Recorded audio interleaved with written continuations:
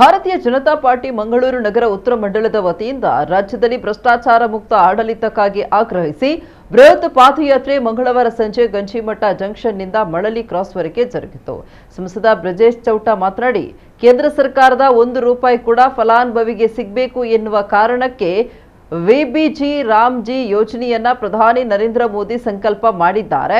ಆದರೆ ಅದನ್ನು ಸಹಿಸಲು ಸಾಧ್ಯವಾಗದ ಕಾಂಗ್ರೆಸ್ಸಿಗರು ಈ ಯೋಜನೆ ಬಡವರಿಗೆ ಅನ್ಯಾಯ ಮಾಡಿದೆ, ಗಾಂಧಿ ಹೆಸರನ್ನ ಕೈಬಿಟ್ಟಿದ್ದಾರೆ ಅಂತ ವಿನಾಕಾರಣ ಗೊಂದಲ ಹುಟ್ಟು ಹಾಕಿದ್ದಾರೆ ಅಂತ ಟೀಕಿಸಿದ್ರು. ಇಂದು 7 ದಿನದ ಒಳಗೆ ಕಾರ್ಮಿಕರಿಗೆ ಹಣ ತಲುಪಿಸುವ ಯೋಜನೆ ಪ್ರಧಾನಿ ಮೋದಿ ಮಾಡಿದ್ದಾರೆ ಅಂತ ಹೇಳಿದ್ರು. ಎಂಎಲ್ಸಿ ಕಿಶೋರ್ ಕುಮಾರ್, ಶಾಸಕ ಭರತ್ ಶೆಟ್ಟಿ ಸಹಿತ ಬಿಜೆಪಿ ಕಾರ್ಯಕರ್ತರು ಅಪಾರ ಸಂಖ್ಯೆಯಲ್ಲಿ ನೆರೆದಿದ್ರು. ಕಾಂಗ್ರೆಸ್ ಇನ್ನು ಮುಂದೆ ಸುಳ್ಳು ಹೇಳೋದನ್ನ ಜಾಸ್ತಿ ಮಾಡ್ಲಿಕ್ಕಿದೆ. ಯಾಕೆಂದ್ರೆ ಸುಳ್ಳೇ ಅವರಿಗೆ ಬಂಡವಾಳ. ಪ್ರಿಯಾಂಕ್ ಖರ್ಗೆಗಂತೂ ಬಂಡವಾಳ ಏನಂದ್ರೆ ಎಲ್ಲಿ ಸಮಸ್ಯೆ ಸೃಷ್ಟಿಸುವುದು, ಎಲ್ಲಿ ಕಾಂಟ್ರವರ್ಸಿ ಹೇಳೋದು, ಎಲ್ಲಿ ಒಂದು ಸುಳ್ಳು ಹೇಳಿ ಕಾಂಟ್ರವರ್ಸಿಯನ್ನು ಸೃಷ್ಟಿ ಮಾಡೋದು ಮತ್ತು ನಾವು ಅದ್ರ ಹಿಂದೆ ಓಡಾಡ್ತಾ ಇರ್ತೇವೆ ಅನ್ನುವಂಥದ್ದು ಅವರ ಯೋಜನೆ ಇದೆ.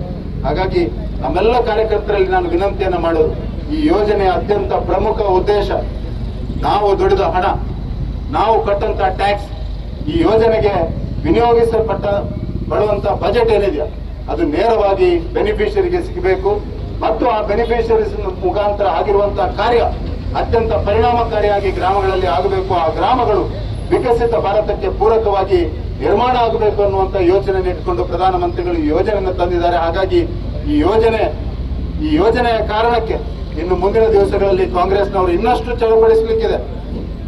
ಚಳಪಡಿಸಲಿಕ್ಕಿದೆ. ಯಾಕೆಂದ್ರೆ ಒಂದೊಂದು ರಾಜ್ಯಕ್ಕೆ ಇಷ್ಟೊಂದು ಹಣ ಬರುವಂತಹ ಸಂದರ್ಭದಲ್ಲಿ ಅದನ್ನು ಎಲ್ಲೆಲ್ಲಿ ಕಳಿಸ್ತಾರೆ ಅನ್ನುವಂಥದ್ದು ನಮಗೆಲ್ಲ ಗೊತ್ತಿರಬೇಕು. ನೇರವಾಗಿ ಬ್ಯಾಂಕ್ ಅಕೌಂಟ್ನಿಂದ ಹೈದರಾಬಾದ್ನ ಅಕೌಂಟ್ಗೆ ಟ್ರಾನ್ಸ್ಫರ್ ಮಾಡುವಂತಹ ಸರ್ಕಾರ ನಮ್ಮಲ್ಲಿ ಇರೋದು.